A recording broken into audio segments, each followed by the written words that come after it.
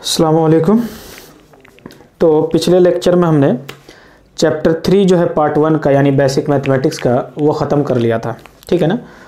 Chapter 3 तक हमने क्या देखा? चैप्टर 1 के अंदर हमने देखा algebra and some part of coordinate geometry, coordinate geometry. उसके बाद हमने चैप्टर 2 के अंदर देखा ट्रिग्नोमेट्री को और इवन चैप्टर 3 के अंदर हमने देखा ग्राफ को, ठीक है ना।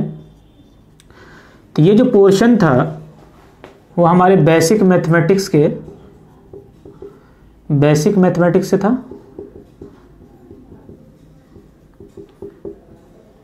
ठीक है, जिसे हमने अपने फाउंडेशन सीरीज के पार्ट 1 में रखा है।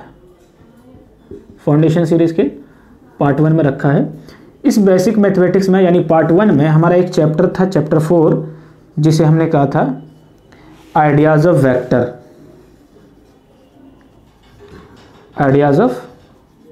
वेक्टर, या सिंपली वेक्टर, ठीक है ना। तो चैप्टर 1 से लेकर चैप्टर 3 तक जो सीरीज़ में हमारे वीडियो अपलोडेड है वो L1 से L8 तक है, ठीक है। जो चैप्टर 4 है यहाँ से मैं लेक्चर नंबर फिर से 1 से शुरू करूँगा, ठीक है ना। वेक्टर का जो पार्ट है वो मतलब लेक्चर 1, लेक्चर 2, लेक्चर 3, इस तरह से ये जो नंबर जैसे L1, L2, L up to L8 तक वो चैप्टर 1 to 3 है। चैप्टर 4 के लिए हम लेक्चर 1, लेक्चर 2, लेक्चर 3 फिर से शुरू करेंगे, ठीक है ना। मतलब जो नंबरिंग होगी हमारी वो L1, L2, L3 इस तरह से होगी, ठीक है ना। इस तरह से चैप्टर 4 के ख़त्म होने के बाद हमारा पार्ट 1 ख़त्म हो जाएगा। फिर जो है हम अपने पार्ट 2 की तरफ आएंगे। पार्ट 2 के अंदर हम कंसिडर करेंगे क्लास 9th को। तो जब क्लास 9th को हम कवर करेंगे तो उस वक्त जो हमारा लेक्चर होगा वो इस सीरीज़ से होगा कि चैप्टर का नाम क्या है। जैसे क्लास 9 में पहला चैप्टर मोशन है तो मोशन के हिसाब से करेंगे class 9th motion lecture 1, class 9 motion lecture 2, ठीक है। इस तरह से हम कवर करेंगे, ठीक है ना, ताकि हमारा जो हेडिंग है वो बहुत बड़ा ना हो। लेकिन वो होगा पार्ट फाउंडेशन सीरीज़ का ही, ठीक है ना। आपको जो है फाउंडेशन सीरीज़ के जो प्लेलिस्ट है उसी के अंदर मिलेगा, ठीक है ना। Thank you. तो हम चलते हैं आगे कहाँ? वेक्टर की तरफ, हमारे चैप्टर 4 की तरफ। तो चैप्टर 4 क्या था हमारा? वेक्टर था। चैप्टर 4 क्या हमारा? वेक्टर है। तो सवाल ये है कि वेक्टर है क्या? वेक्टर है क्या, ठीक है ना। तो देखते हैं इसको। वेक्टर, ठीक है ना। उससे पहले हम समझते हैं एक चीज, that is known as physical quantity. That is known as physical quantity.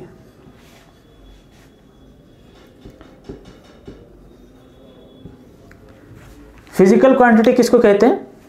देखिए, कोई भी quantity, any quantity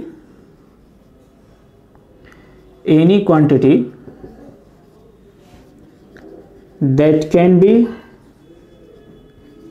measured is known as physical quantity, is known as physical quantity। वो सारी क्वांटिटी जिसका हम मेजरमेंट कर सकते हैं उसको क्या कहते हैं?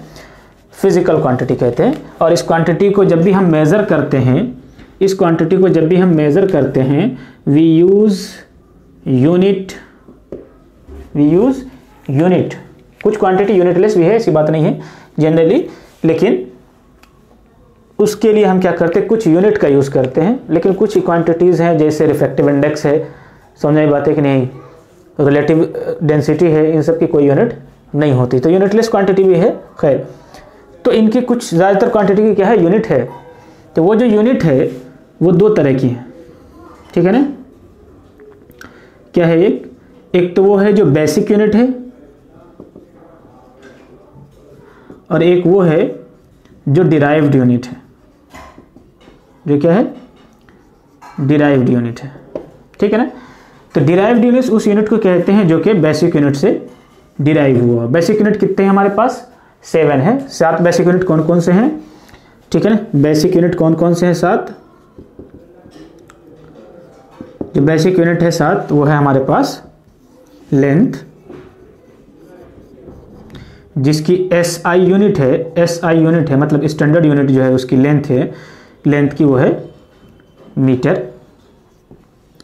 उसके बाद है मास, मास की SI यूनिट है क्या, किलोग्राम यानी kg। उसके बाद है उसके बाद हमारे पास टाइम, टाइम की SI यूनिट है क्या, सेकेंड, ठीक है ना। Sorry third. फोर्थ है हमारे पास luminous intensity,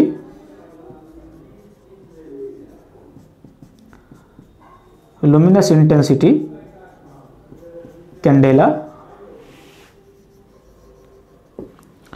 fifth amount of substance,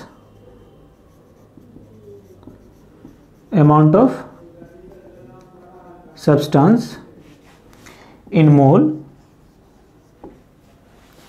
sixth temperature,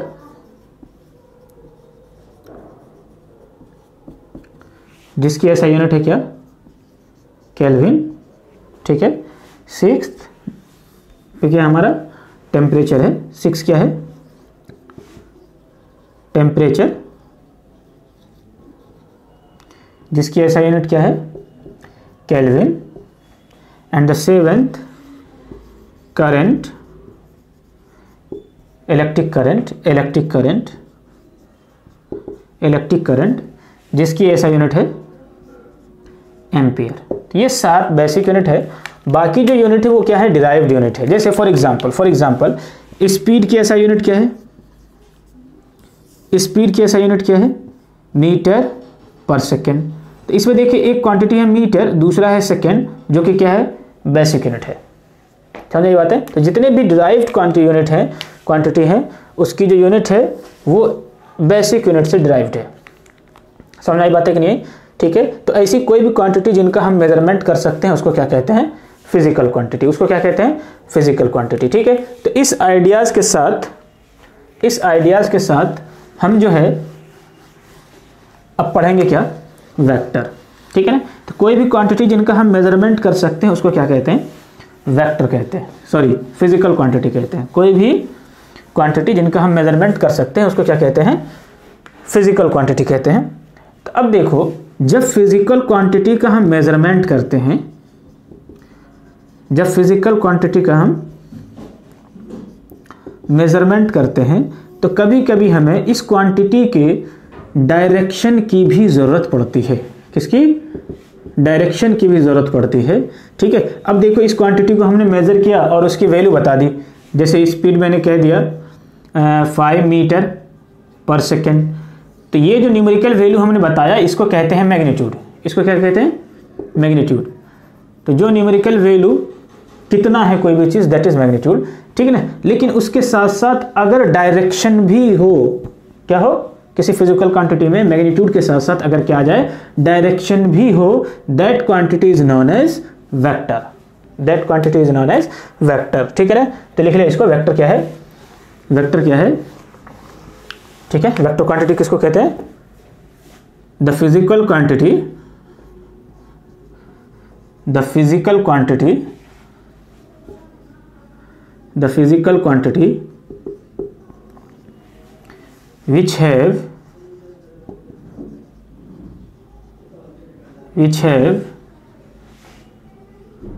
magnitude as well as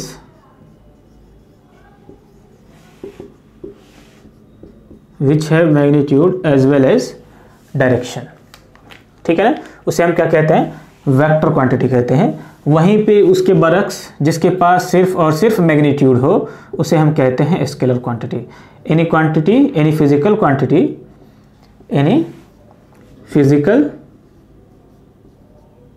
quantity which have only magnitude is known as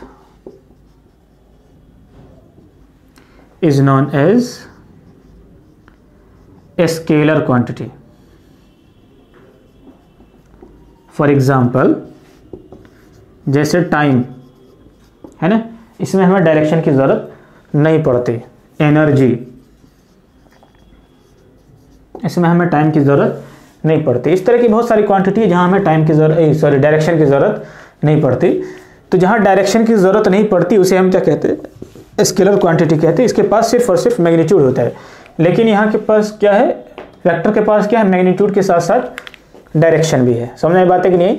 लेकिन इसके साथ हम एक चीज़ और ऐड करते हैं, एक बात और, ठीक है ना। वो बात ऐड करते हैं कि फिजिकल क्वांटिटी विच है magnitude as well as direction and also follows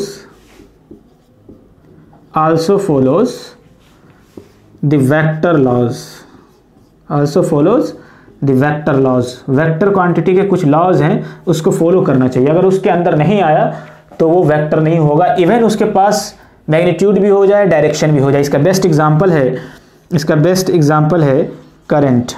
जो करंट है हमारा इलेक्ट्रिक करंट है, इसके पास डायरेक्शन भी है, और इसके पास मैग्नीट्यूड भी है, but still it is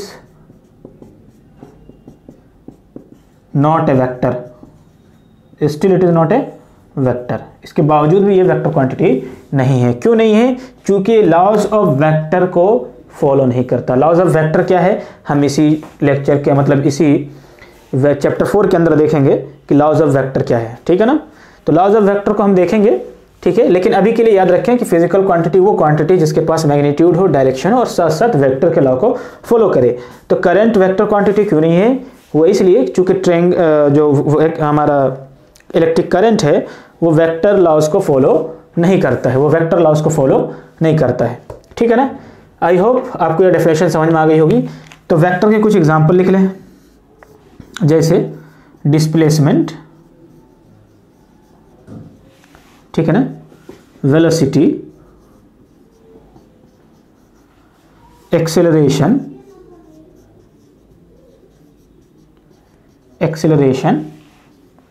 momentum, force, pressure,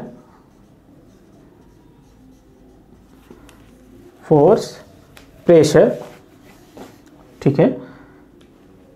that much is sufficient for now, ठीक है। तो ये सारी क्वांटिटी क्या है, वेक्टर क्वांटिटी है। समझ में बात है, ठीक है। तो अब हम लोग चलेंगे टाइप्स ऑफ वेक्टर की तरफ। किसकी तरफ? टाइप्स ऑफ वेक्टर की तरफ, ठीक है ना। लेकिन उससे पहले हम कुछ बातें हैं वेक्टर के बारे में, इंपॉर्टेंट इंफॉर्मेशन जो कि हमें समझनी चाहिए, ठीक है ना। कि जो वेक्टर है इसको हम रिप्रेजेंट करते हैं। तो जो वेक्टर है, that vector is represented as like this, ठीक है ना। इस एरो के जरिए हम क्या करते हैं, वेक्टर को क्या करते हैं, रिप्रेजेंट करते हैं। और जब हम रिप्रेजेंट करते हैं तो इस एरो में ये जो हेड होता है, हेड इसको कहते हैं हम लोग हेड, और ये जो पोर्शन है इसके अलावे दैट इज टेल, ठीक है ना। That head points towards the direction. तो हेड क्या बताता है, डायरेक्शन, और the length of tail represent magnitude,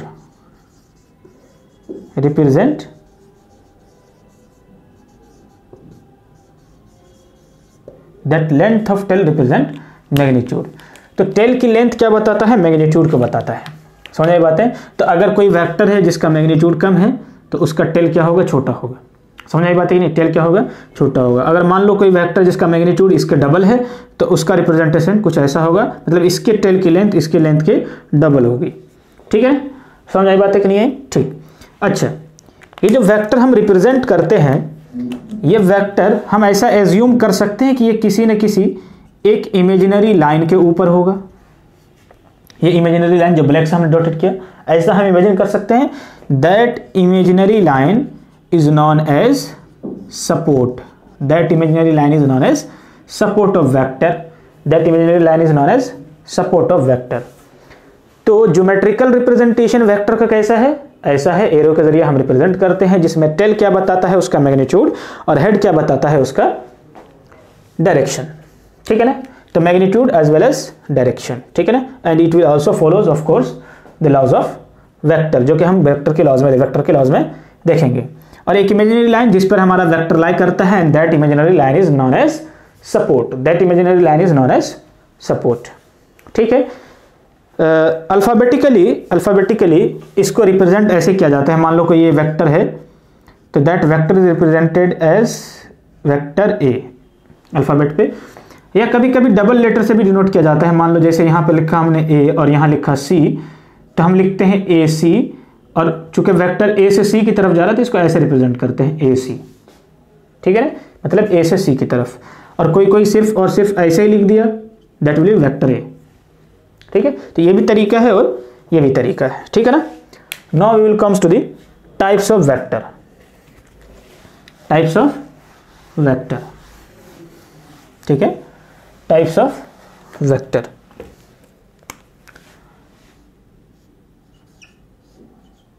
types of vector, types of vector. देखो, सबसे पहला जो वेक्टर है वो है हमारे पास इक्वल वेक्टर। क्या कहलाता है, इक्वल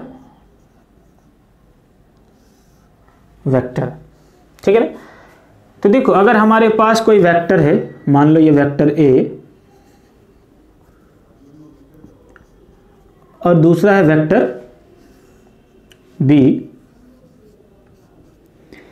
एक है वेक्टर ए और दूसरा है वेक्टर बी, तो दोनों वेक्टर को हम इक्वल वेक्टर तब कह सकते हैं, दोनों वेक्टर को हम इक्वल वेक्टर तब कह सकते हैं जब दोनों का मैग्नीट्यूड सेम हो और दोनों का डायरेक्शन सेम हो। जब दोनों का मैग्नीट्यूड सेम हो और दोनों का डायरेक्शन भी सेम हो, तो ऐसे वेक्टर को हम क्या कहते हैं, इक्वल वेक्टर्स। क्या कहेंगे, इक्वल वेक्टर्स, है ना। तो हम क्या लिखेंगे इसके बाद, two vector A and B are said to be equal vector, are said to be equal vector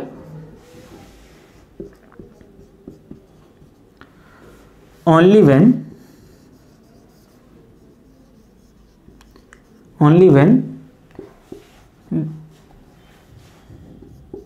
their first, पहली बात, magnitude, when their magnitude as well as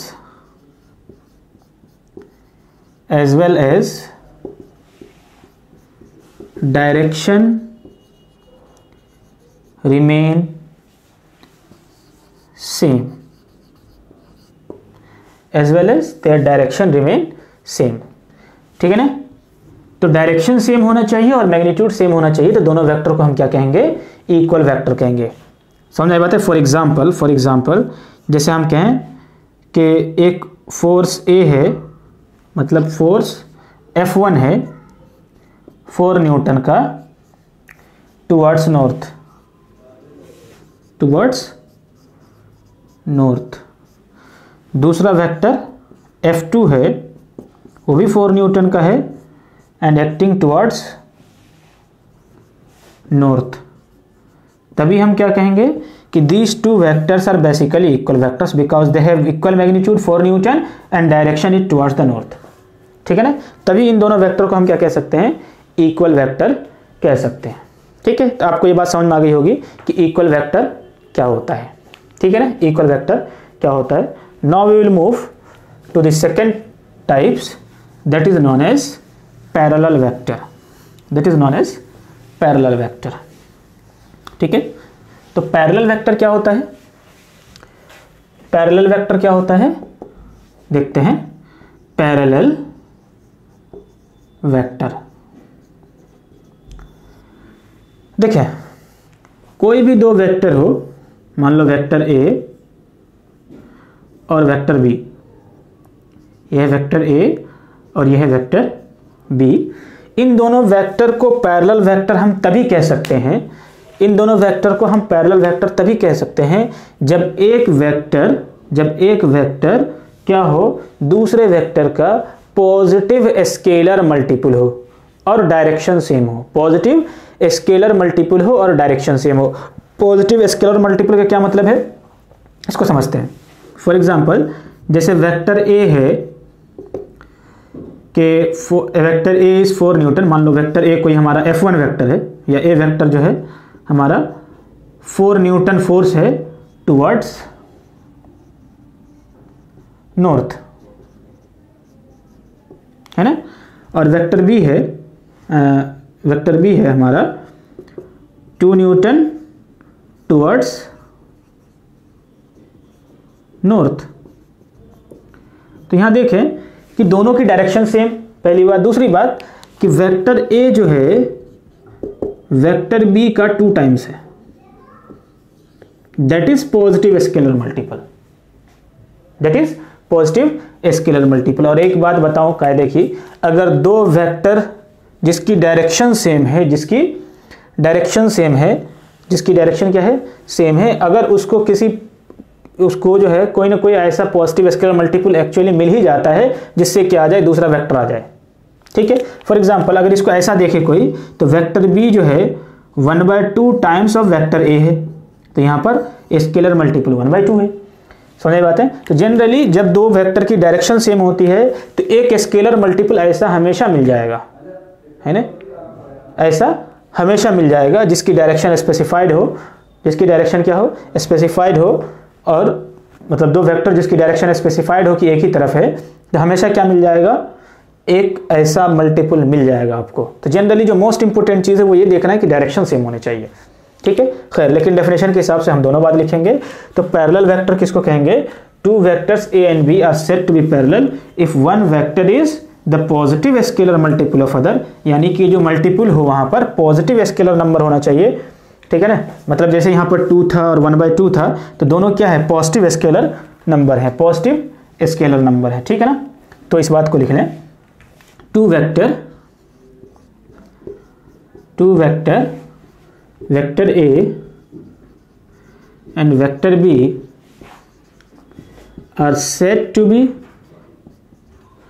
are said to be parallel vector if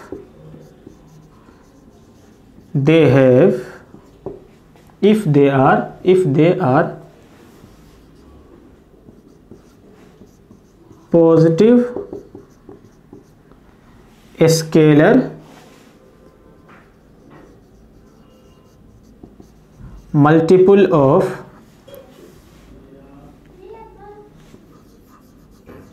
each other and have same direction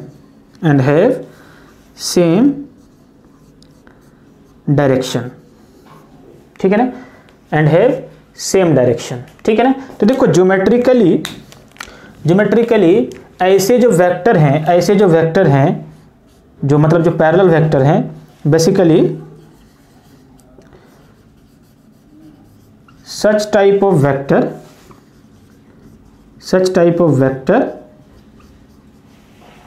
have parallel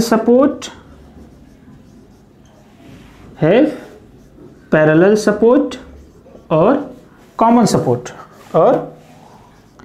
common support, या तो उसके पास support जो होंगे, उनकी जो दो सपोर्टिंग लाइन है, या तो वो पैरेलल होंगी या कॉमन होंगी। फॉर एग्जांपल मान लो एक सपोर्टिंग लाइन है, इसी पर एक वेक्टर है, ये वेक्टर ए इसकी डायरेक्शन इस तरफ, और दूसरा है वेक्टर बी, दूसरा क्या है वेक्टर बी, ये इसी लाइन पर है, तो ये क्या हो गया common support. These two vectors are also parallel vectors, these two vectors are also parallel vectors. लेकिन यहाँ पर जो वेक्टर ए और वेक्टर बी हमने बनाया है, इसकी देखो डायरेक्शन सेम है, डायरेक्शन सेम है, लेकिन क्या है, लेकिन क्या है पैरेलल लाइन पर है। तो दे हैव पैरेलल सपोर्ट और common support, they have parallel support और कॉमन सपोर्ट। ठीक है ना, समझ आई बात है कि नहीं? दे हैव पैरेलल सपोर्ट और कॉमन सपोर्ट, मतलब इसके पास डायरेक्शन सेम है, इसके पास डायरेक्शन सेम है, मैग्नीट्यूड बस डिफरेंट है, मैग्नीट्यूड क्या है बस डिफरेंट है। तो इसका मतलब दोनों पैरेलल वेक्टर ही है ना। तो इससे एक बात हमारे जहन में आती है कि जो हमारा इक्वल वेक्टर था, इक्वल वेक्टर था, क्या वो पैरेलल वेक्टर है? हाँ, चूंकि यहाँ पर डेफिनेशन क्या है, मैग्नीट्यूड सेम, मैग्नीट्यूड जो हो वो पॉजिटिव स्केलर मल्टीपल हो, क्या सॉरी एक वेक्टर जो दूसरे वेक्टर के क्या हो पॉजिटिव स्केलर मल्टीपल हो, एक वेक्टर दूसरे वेक्टर का क्या हो पॉजिटिव स्केलर मल्टीपल हो, और डायरेक्शन सेम हो। तो अब देखिए जब दो वेक्टर का मैग्नीट्यूड सेम हो जाएगा, जैसे कि इक्वल वेक्टर के अंदर था, तो उसका पॉजिटिव स्केलर नंबर क्या हो जाएगा +1। ठीक है ना, समझ आई बात है? जैसे 4 न्यूटन टुवर्ड्स नॉर्थ दोनों केस में था, तो उसको एक को 1 से मल्टीप्लाई करोगे तो दूसरा रहेगा ही। तो that's why we say equal vectors are also parallel vectors because they have same magnitude and direction. ठीक है ना, और सेम मैग्नीट्यूड और डायरेक्शन होने की वजह से तो मैग्नीट्यूड को अगर 1 से मल्टीप्लाई करेंगे तो दूसरा आ जाएगा। समझ आई बात है? ऐसा हम एज्यूम कर सकते हैं, तो हमारे पास पॉजिटिव स्केलर नंबर +1 है वहां पर। ठीक है, लेकिन डायरेक्शन तो सेम है ही। That's why we say equal vectors are also parallel vectors. ये बात आप लिख लें, equal vectors are also parallel vectors. ठीक है ना। अच्छा, यहां से इतनी बात और समझ में आई कि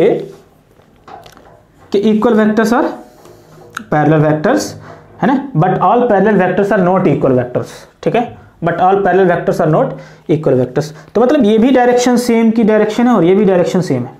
ठीक है ना, समझ आई बात है कि नहीं आई? तो अब जरा हम सोचते हैं कि इसका मतलब ये हुआ कि अगर एक लाइन ये है सपोर्ट और दूसरी लाइन ये है, ठीक है ना, क्योंकि parallel vector equal vector parallel vector है, ऐसा हमने कहा। तो अब ये देखें कि दो इक्वल वेक्टर, एक वेक्टर यहां पर है 3 न्यूटन का, मान लो कोई फोर्स इस डायरेक्शन में, और दूसरा वेक्टर यहां पर है 3 न्यूटन का इस डायरेक्शन में। ठीक है, तो ये दोनों वेक्टर इक्वल हैं, बिल्कुल। पैरेलल भी हैं, बिल्कुल। अच्छा, मैं एक काम कर रहा हूं, मैं तुमसे पूछ रहा हूं कि अगर ये वेक्टर इसी वेक्टर पे, मतलब यहीं पर अगर एक वेक्टर होता 3 न्यूटन का इसी लाइन पर, तो क्या हम कह सकते थे कि ये दोनों वेक्टर इक्वल है? बिल्कुल, एक ही सपोर्ट है, एक ही डायरेक्शन है और एक मैग्नीट्यूड है। ठीक है, तो अब हम यहां से ये आइडियाज लगाएंगे कि अगर 3 न्यूटन यहां लेने के बजाय अगर मैं इसी लाइन पर ले लेता तो भी कोई बात नहीं थी, क्योंकि दोनों की बातें बराबर है। ठीक है, तो यहां से हम एक आइडिया लेंगे, किसका? शिफ्टिंग ऑफ वेक्टर का। क्या? Shifting of